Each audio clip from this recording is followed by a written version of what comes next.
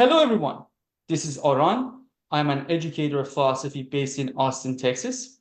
Today, I want to continue the conversation on Hegel's introduction to the world history, usually known as Reason in History, with my great friend, Tren. Hello, Tren.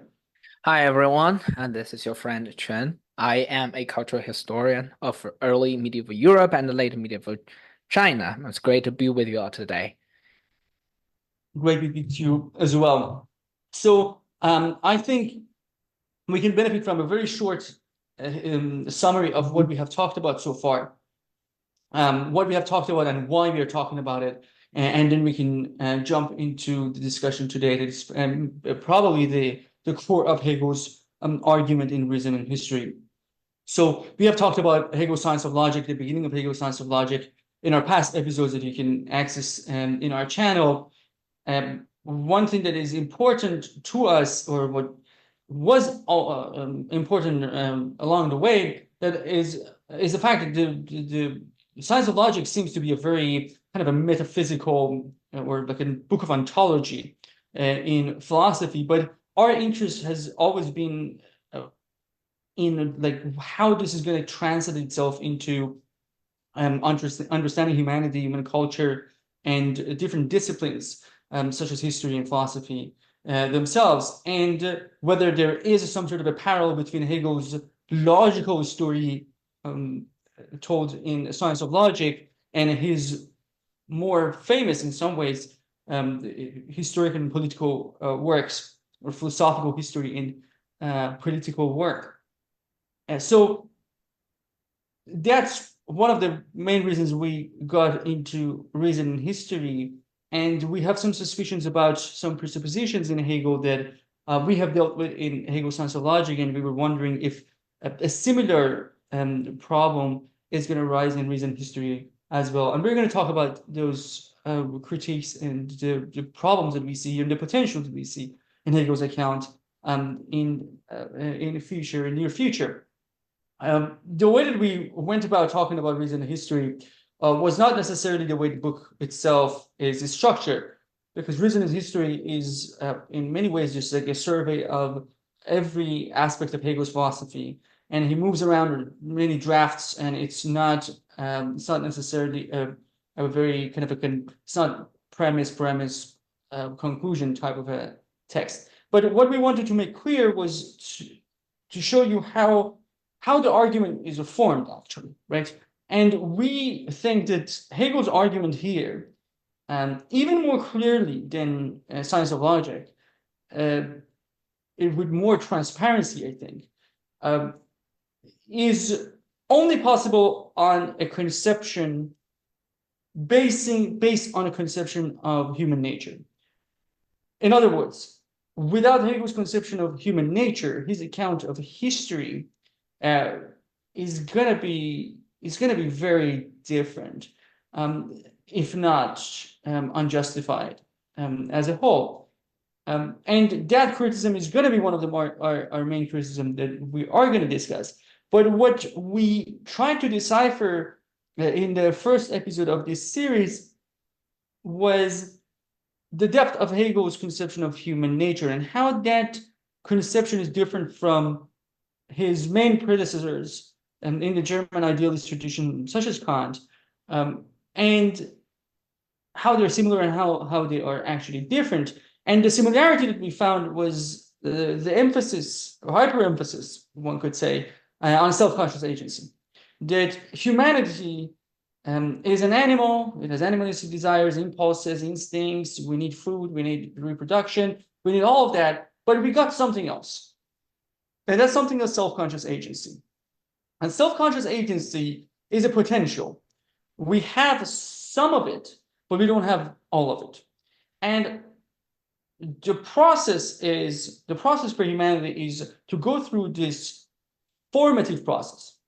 The word Bildung in German fits really well here. That human beings need Bildung, need formation, cultural formation, to turn this potential of self-conscious agency into a full reality, right? But the core of humanity is self-conscious agency. The point is that other thinkers such as Kant that give the same kind of a weight to self-conscious agency, think of the cultural formation, think of the Bildung as a moral task that is in many ways individualized and could be achieved in isolation from, for instance, political institutions of a given society. Hegel's point is that this is human nature. This is the core of human nature. Any individual human being, any culture that deviates from this nature, there's something of it. They are deviating. They're not just different, they're deviating, right? And the formation itself for human beings with the potential of subconscious agency is not a moral formation. Bildung takes a shape that is beyond individual self-education, and it requires a vast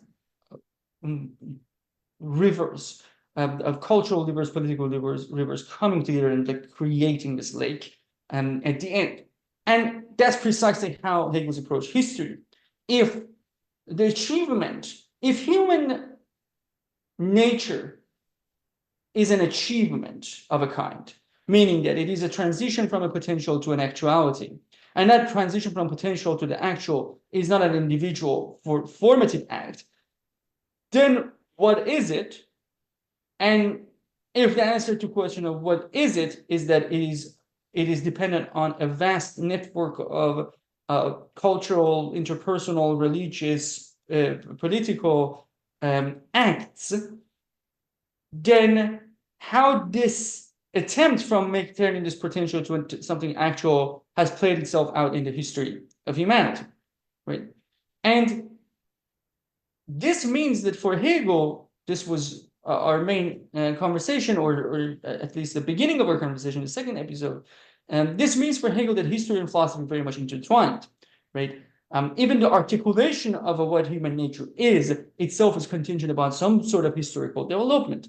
And Hegel recognizes that history could be done in all sorts of ways, about history of barbecue and history of Taiwan and history of like a lot of things. You can do history in many ways, but the main point of history, insofar as philosophy is concerned, is to kind of go and check how this potential turned into something actual, if it did, right?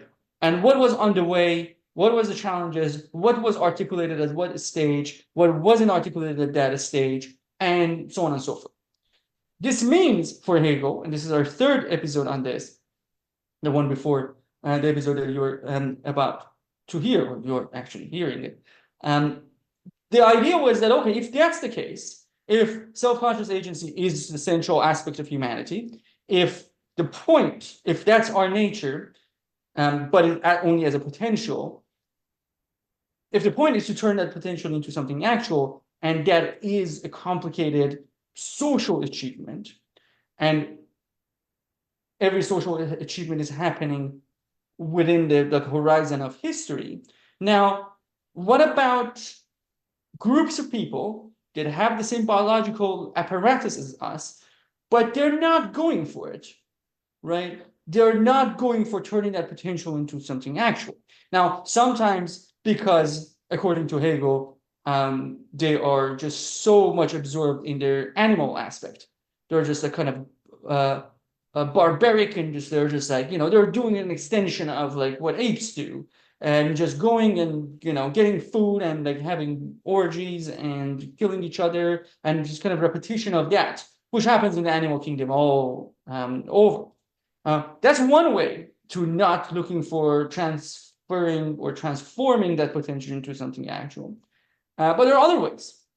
One way to not do it, one way to really not move the potential of subconscious agents into actuality, is the Chinese solution in Hegel's view. And the Chinese solution is to socially, culturally, and politically conflate law with natural law. In other words, think about moral codes and customs and traditions and human written laws, the same way that one treats gravity. And the difference between norm and fact of nature disappears.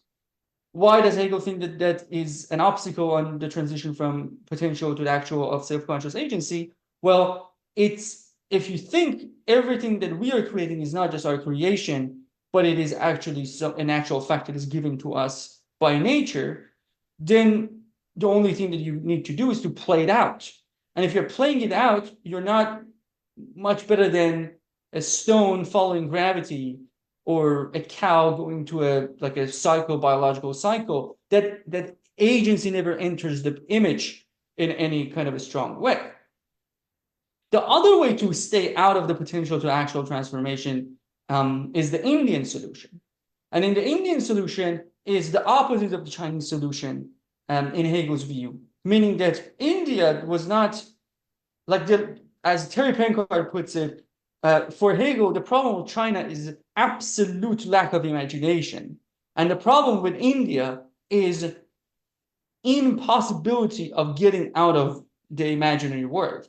So for Hegel, like Indian culture with all of these colors and stories and myths and power of that kind cannot really even start to think about reality of norms. And not being able to think about reality of norms is just like it's dreamwalkers. I think for Hegel, like Indians are like dreamwalkers. They're just kind of like moving around in the state of like half ecstasy, half awe, but they're never like thinking in a very proper way, or they're not thinking enough, and they are not really thinking in the way that puts the potential like on par with the actual reality. In this sense, a lot of nations are either out of history as it pertains to philosophy, or if they are in history, they are very weak. They are very like in early stage. They're childs of history. They're children of history. They're like very like maybe they have the seeds. They have something, but they're not mature. They haven't matured, right? And that's where we ended our discussion last time. What we're going to talk about here now is how all of these kind of channels into Hegel's understanding of the quote-unquote end of history.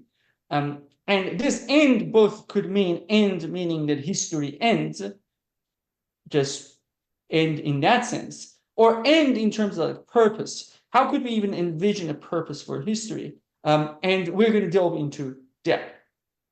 Before doing so, Trent, anything to add? Well, not really. I think your magisterial summary has highlighted not just the connection between history and philosophy through the key concept of human nature, and also gave us a really neat summary of what we covered in the previous three episodes. And I hope our listeners would not take this as a recommendation that those episodes are not relevant anymore. People just keep listening and listening to your tour de force again and again and see, yes, shall we just proceed to the first point about the end of history? Sure. Yeah. And it is interesting that when we think about like this kind of a progress that Hegel is interested in history, one thing that I didn't mention in this summary is the relevance of the state, right? Like Hegel, in many ways, implicitly, explicitly, articulates that he thinks that history proper, philosophically relevant history, cannot happen when the states are not present. And there are many reasons that we have talked about in the last episode. I'm not going to get into that. But like it seems like that kind of like a state gives articulation to a nation, right? A nation's articulation is the state. And it is precisely because of that in Hegel's view, the concept of end itself, end in the sense of purpose, start to appear in states. And I mean, there is a kind of a commonsensical view of why Hegel would think that, because if you're in a failed state, right? If you're in Somalia, they're just like the state doesn't have the hold on what is going on. Of course, individuals have ends, right? There's just they have goals and they are going about and demanding things. But there is no like it seems like everyone is kind of like instead of being a component of a collection, everyone is just like a particle. They're just like moving around. And as soon as their life ends, the whole thing ends. Like there is no thread of ends that transcend the individuals, according to Hegel, which could be very much criticized. But for Hegel, state is where things become where end seeking at the collective level even becomes possible. So not only that, though, Hegel also thinks that every state has some sort of a self enclosed interiority, right? That within itself it has some sort of an end. The same way an organism has, right? And Hegel writes in Reason History that every state is an end in itself. Its internal development and evolution follows a necessary progression whereby the rational, that is, justice and the consolidation of freedom, gradually emerges. Okay, so we have here a point, like we have 2 points that are going to be like very much present in the kind of a conflict that seems to exist here. That every state is an end in itself. That's one side of the story that Hegel tells us here.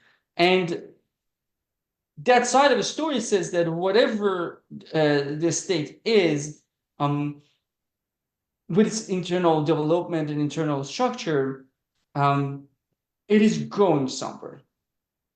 And that going somewhere has both quote unquote local expressions and universal expressions. Right? In any case, whatever is happening in that self-enclosed organisms that we're going to talk about, what it really means to think about them as self-enclosed organisms, there is a thread that connects them. Like all of them, all the states are going somewhere. And that going somewhere is going to be very much related to Hegel's conception of human agency. Before adding anything else, Trent, anything about this thread of a continuity of the states? Yes, when I was reading this, it came to my mind immediately of Hegel's science of logic, the concept of something that it's also Dasein, where an internal space has come into be, that a state is like something that is conscious of itself, constantly relating to itself. We also talk about the concept of memory, and I think that fits very neatly with Hegel's concept of state, which I want to emphasize to our listeners. It's not the government, state, institutions as our colloquial English uses the term, but in my understanding, it pertains much closer to the concept of a spiritual community, spirit in the Hegelian sense of the term. That is in clear differentiation from nature, that has a very clear duty or potential to realize self-determination or reason. And the other is a community in the sense that it's a very important, perhaps the most important intermediary between individuals and the universals or human nature, that kind of a category in general, individual human beings.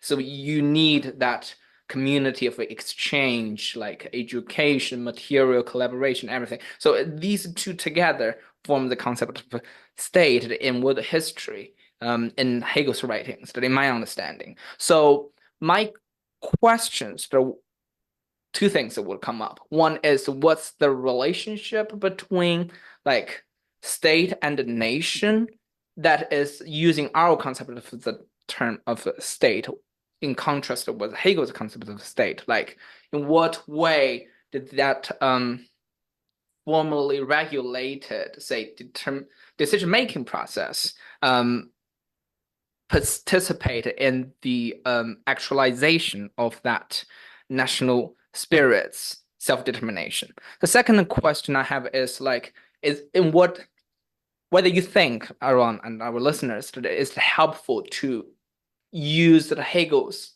logical structure analysis of something and apply it here to analyze world history. If like a state qualifies as something, shall we demand the same logical like expectations from it? And in that sense, how do we make sense of a nation or states and its relationship and its role played in, say, world spirit or world history? How do these two entities with their own agendas as well as like self-relating mechanisms progress coincide? Yes, those are my questions. Yeah, so it's interesting. I mean, like, first of all, let me just say something about what like the image that you created about the state. I think is very, very important, very interesting, because yes, as you said, state for Hegel is not just about like a government. It's not like a nominal, just structure of necessarily just only political representation even. And I think it's very interesting the way that the part of it that really caught my attention is that I think you're absolutely right that Hegel thinks about the state that as like creating a space, kind of like parallel to nature. Like you are initiated into a state instead of just being initiated to the nature. If you like leave someone in the middle of jungle, they are initiated into nature. In a way, there's no way not to be initiated in nature and be alive. There's no meaning to that. But what a state does is just like creates a space within which, like something like the concept of identity becomes meaningful. Like I think for Hegel, identity is a state achievement, meaning that you can definitely have, idiosyncrasies in your character, right? You can have characteristics, but identity really requires a kind of a cooperative but also conflicted social space with very predictable ways of recognition and reward and order and bureaucracy and kind of like rules for interpersonal interaction, and from which like identities pop up. And I find it fascinating that like how much of it, and this has happened like just based on like reading Hegel and talking with you, Trent, that I think it's like made it a little bit just more concrete. Like I feel it more in my body of what it means to be actually living in a understate or as a constituted part of a state, and how it really kind of even something like individual psychology becomes like related to the opportunities and the possibilities that a state provides. In any case, I find that interesting, and I think Hegel thinks a state, as I said, is the unit that is relevant for history. In terms of like whether this is how much of the parallel between what is happening here is relevant to the logic, the discussion of the logic, I don't have an ultimate answer. I think Hegel would be very cautious to just say that you can just go apply logic to the world. But there are a lot of like people who just accuse Marx, for instance, that just reading parts of Hegel's logic and just like applying it to like the economy. But at the same time, it's a little bit hard to not to contain that urge, because when we're talking about something in science of logic, what is something? Like if I mean, this was a conversation that we had there, that if this something is about any something, then any something must follow this logic, and that any something could be a state, right? And if we want to say that, oh no, states are their own thing, there's that something has nothing to do with this, then it seems like that the whole thing about like this being the logic of being collapses. It just becomes logic of being in a very specific way that excludes other things that could be like a state but don't follow the same logic, right? So I think there's that tension, that which we can postpone talking about it until the critical remarks, and if other points arise. And in terms of like the relationship between the state and nations, yeah, I think there is something in Hegel that, like, I wonder if Hegel could think of a nation without a state, right? Like if Hegel thinks about, Palestinians in our times, that they don't have a recognized state, right? Does he think that they have a state, right? Does he think that that qualifies as a state in his sense, even though there is no international recognition of a statehood, right? Which also is interesting to think that what Hegel is thinking about, when Hegel thinks about these entities as kind of like self-enclosed, how much international recognition is even like meaningful, right? They could be like an organism in the bottom of the or in the darkness of a cave that never has been discovered or known. It still is an organism if it's not recognized. If it's recognized or not, it's an organism. Are states like that or not?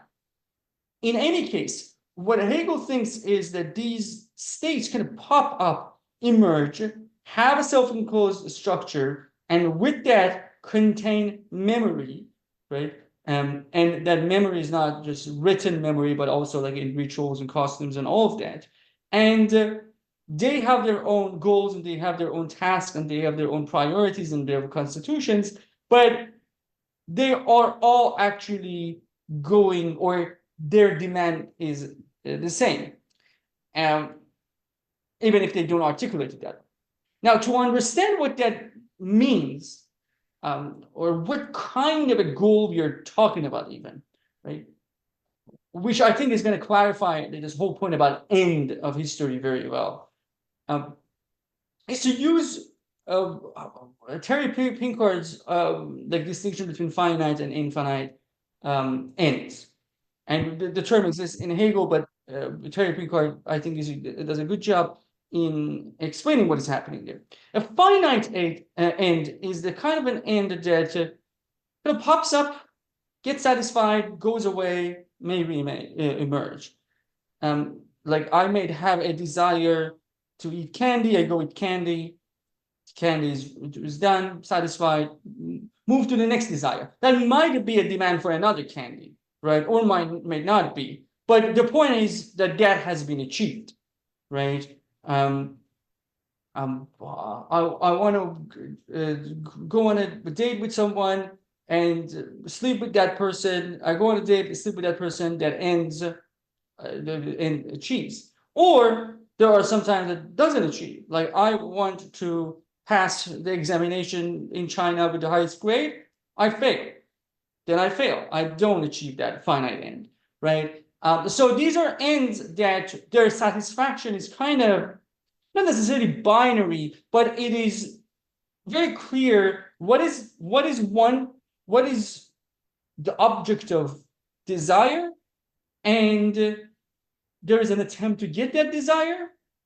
There's either success or failure, and then you go home.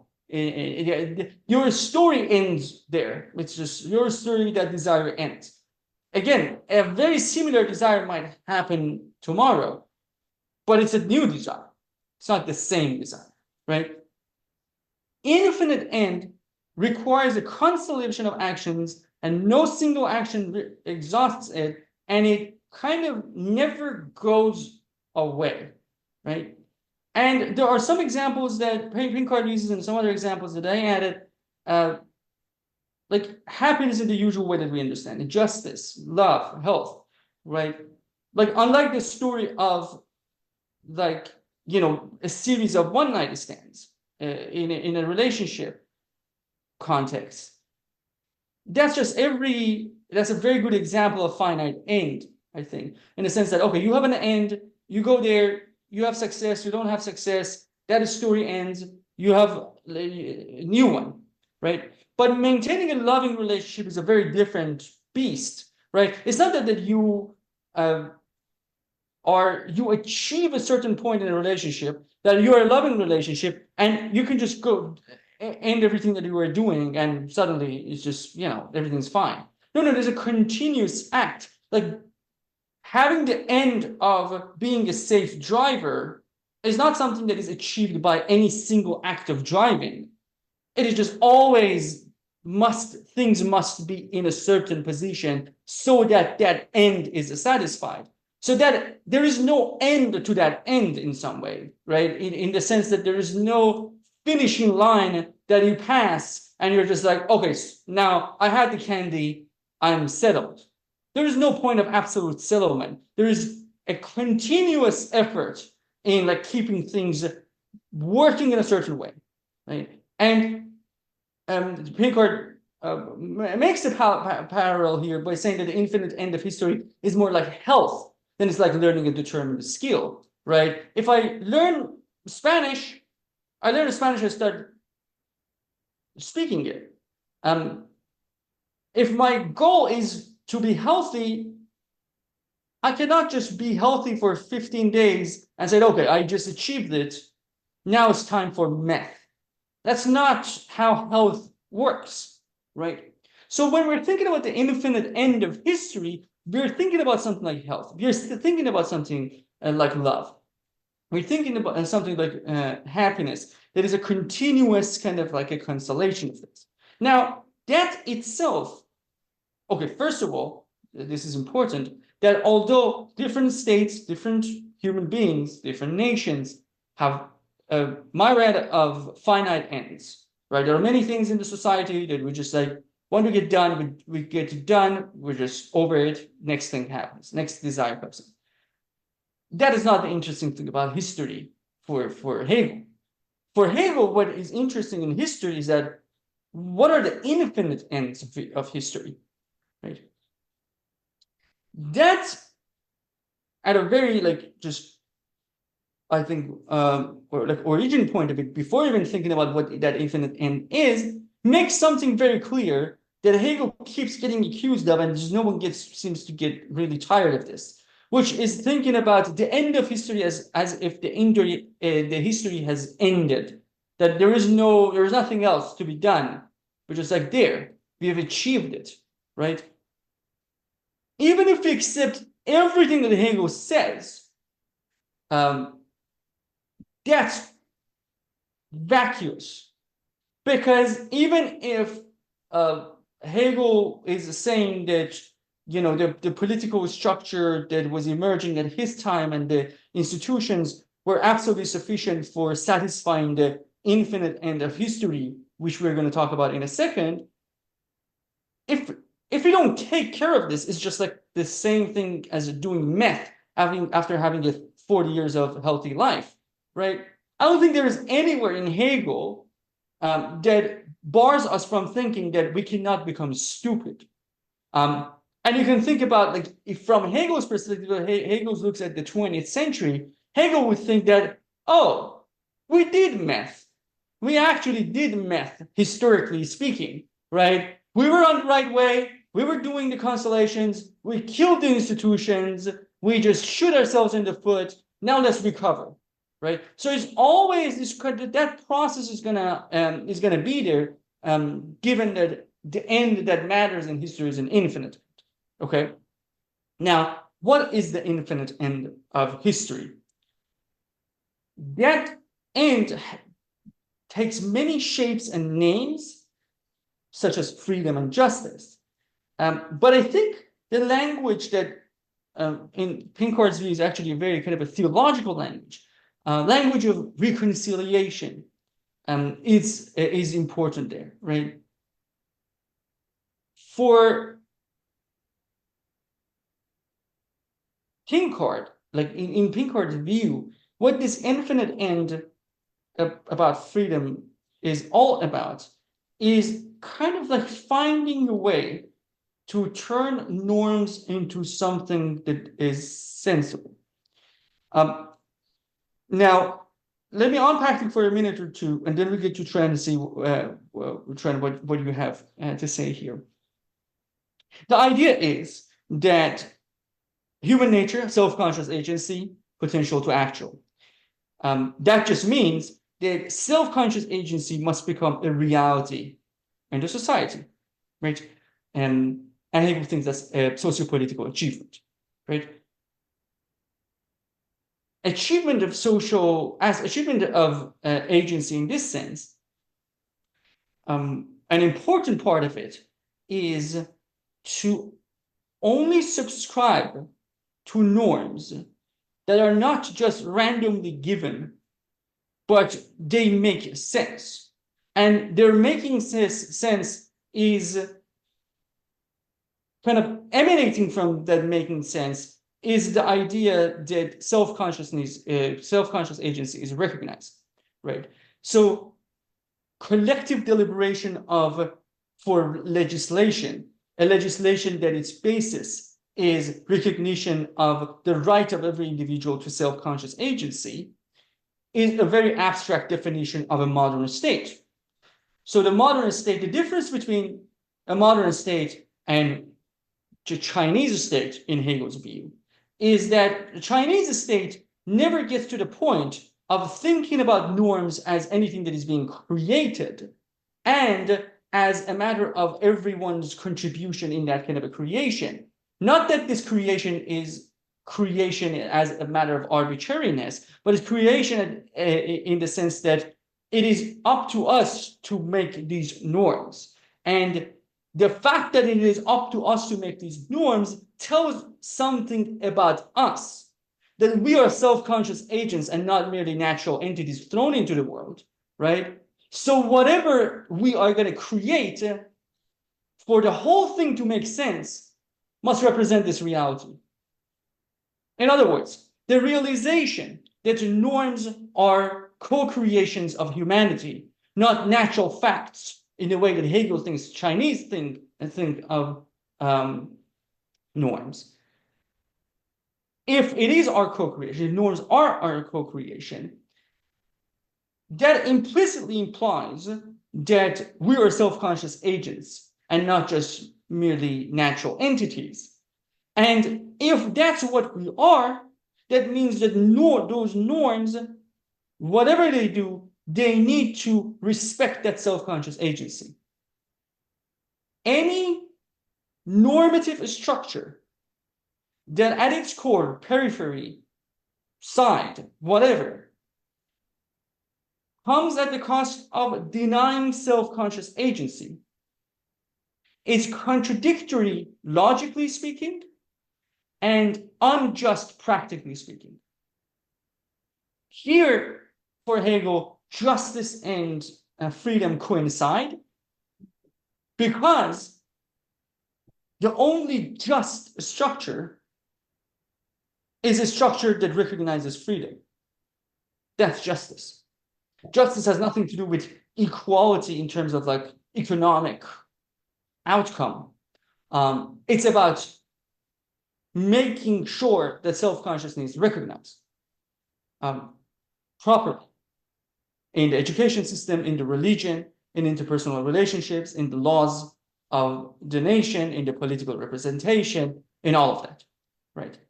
And because we are basically self-conscious agents, the infinite end of achieving the actuality of self-conscious agency is not a random end that we might have or we might not have.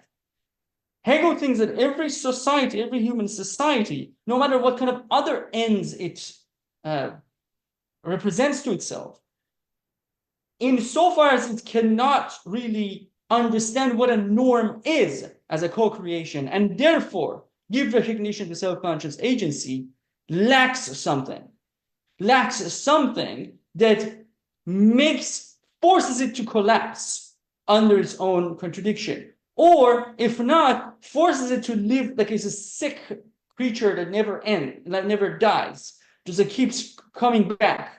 The sickness that is coming back. So the end, the infinite end of history is where when that reconciliation is achieved. And Hegel thinks, broadly speaking, it has been achieved in his time. That doesn't mean there's any guarantee that it's going to be maintained that way, but it is achieved. So in that sense, history has an end just because history is something about humanity. Plants don't have history. And being a human being is about self-conscious agency. And because it's about self-conscious agency, it just shows itself in history as a constant struggle. Right? And the constant struggle means that there is this kind of underlying feature in human societies. Now, the last thing I'm going to say is that I think when Hegel says like freedom is this infinite end, it's much easier to say that, oh, but like there are many countries, there are not many nations, many states that do not think about freedom as their goal, right? That we want freedom. But I think it's a pretty, like, I mean, it's maybe more universally present that different states at least pretend that they want justice, that this is a just system. Doesn't need these norms make sense? I think every state has a claim over this, that these norms that we have, these are the ones that make sense. And I think for Hegel, that's just a claim of justice, that these are the norms that should be in place, right? And I think in that sense, he thinks that the infinite end is kind of like finds every state, even though other ends within that state could be very different. Sure. Yes, well, first of all, thank you so much for the wonderful exposition. Um, Thanks to your very vivid examples, which involves drug, sex, and a problematic relationship. I think that our channel has got like a age limited. It's all right, but I think those are very vivid. I have 2 points. First is again, I cannot help but connecting Hegel's concept of true infinity in science of logic, in which he identifies love as a true infinity, which has very clear parallel here with the infinite end. And maybe yet again, we need to, of course, think more on the application of the logical part of the Hegel's writing to other part. The other thing I was thinking of is Bruno Latour's famous essay, wherein he defines religion as analogous to love talks. So the practice of religion is not about getting specific verification of the cosmic order or obtaining any concrete information which compares to finite and here. It's like something you could measure and satisfy it in one time and move to next. But it's a matter of achieving that reconciliation to a certain extent, as you mentioned here. It's like when I say I love you, now that, by the way, I'm confessing my love to you in front of all our listeners.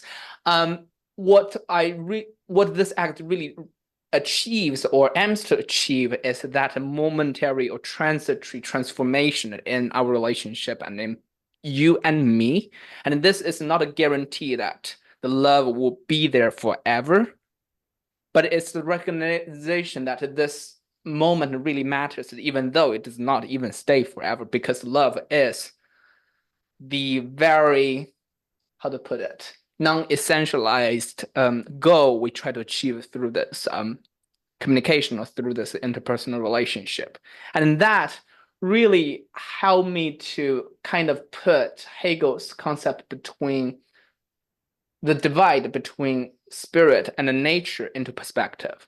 Like I tend to consider it as until you said it, you explained it, I tend to interpret it as kind of a firm, essentialized, like categorical difference. But it seems to me that is more an infinite end, that is a ideal that the human societies needs to maintain and provides clarity for. It's like through all the attempts of different states or like in world history that individual human beings or cultures create such meaning to keep such distinction, even though it's not a rigid or fixed division as I thought it was. Do you understand what I'm talking about? So it's in Yeah. that sense, human nature to a certain extent, or what does it mean to be human for Hegel could be interpreted as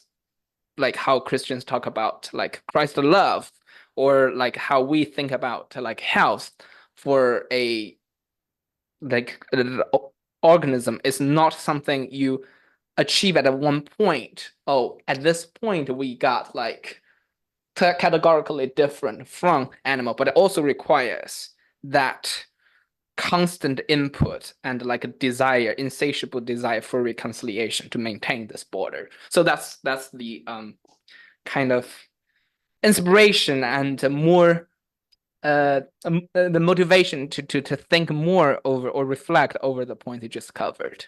Yes, on my part. Yeah, so yeah, I think that's exactly how I am thinking about it. And I love you too, man. Just as you mentioned it, this yeah.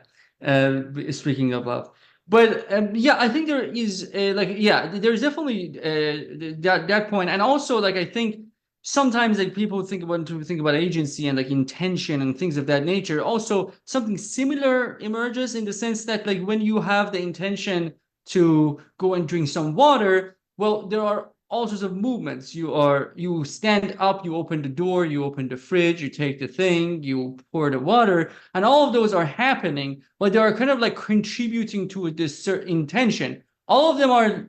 You don't need to have like a necessarily like a micro intentions for every one of those movements. Like the broad intention like takes you there, but a lot of things need to happen for you to get there. Now, in that sense, I think the main like this is to the point of like the absence of rigidity between the distinction between the two, in the sense that infinite end achieving of an infinite end requires billions of achieving finite ends.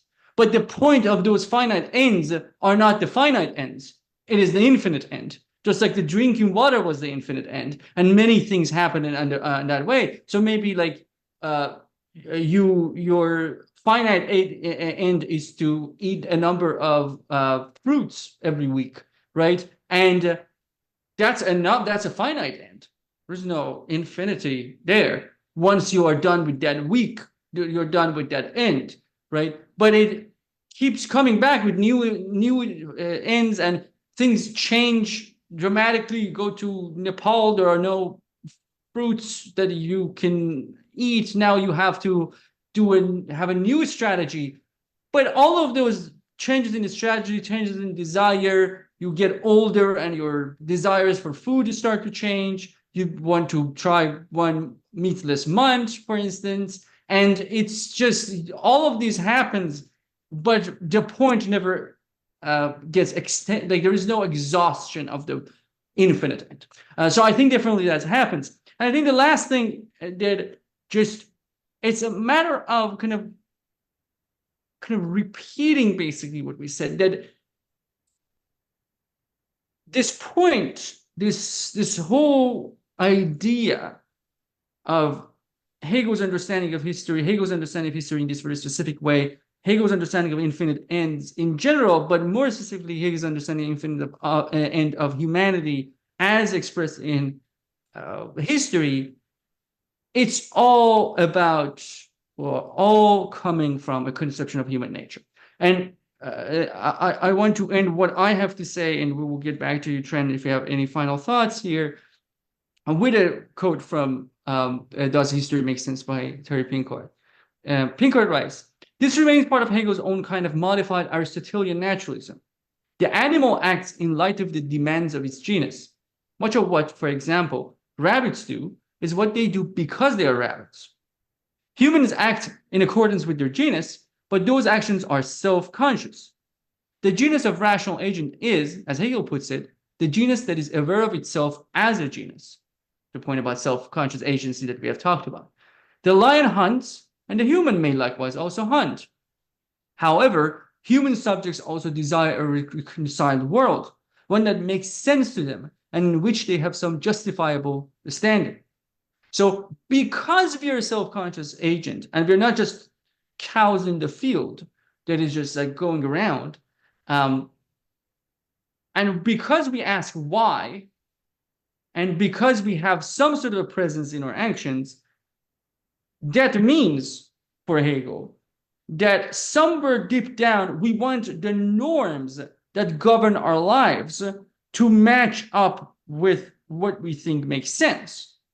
Now, of course, this making sense for Hegel is not just a subjective making sense, in the sense that it's not just matching up with my desires, but it's matching up with my reason. I might not really enjoy giving any sort of a leverage to a political party that is opposing my views, but if that is a way to recognize human agency and elevate human agency into society, I should be able to do that. I should aim for that. So the point that we see in many nations may not be, or the ends that different states propose may not be so much about freedom, but even like a very kind of a rudimentary look at the world right now in very hostile countries against one another, from North Korea and China, Russia, Iran, and like the whole Israel and like the Hamas and like all of those kind of like groups that there are state or state-like. I think there is an implicit and explicit confession of being just, and this is the representative of justice in terms of these are the norms that need to be in place, or it's a fight against injustice, which means we're not living in a just world, right? So I think Hegel's hyper-emphasis on the concept of freedom in, like, for instance, philosophy of right, because of the association that we have in our minds with like freedom, with liberty and all of that, might be like rejected really, really kind of, readily, in the sense that, the goal of the state, the Iranian state doesn't have freedom as its goal, or Chinese state doesn't have freedom as its goal. But when we turn it into kind of like how freedom and justice are just basically synonymous in this context as a social-political reality, then things start to change. Freedom is actually for Hegel, and this is the last sentence, freedom for Hegel is justice realized. Freedom is not another infinite end. Freedom is living in a just world. I'm done, Trent. I have With talked a your lot. down, I think I cannot think of a better way to end this episode than leave our listeners to wondering about justice and freedom and human dignity. So, dear listeners, stay attuned to our critical remarks on Hegel's Reason in History is coming up.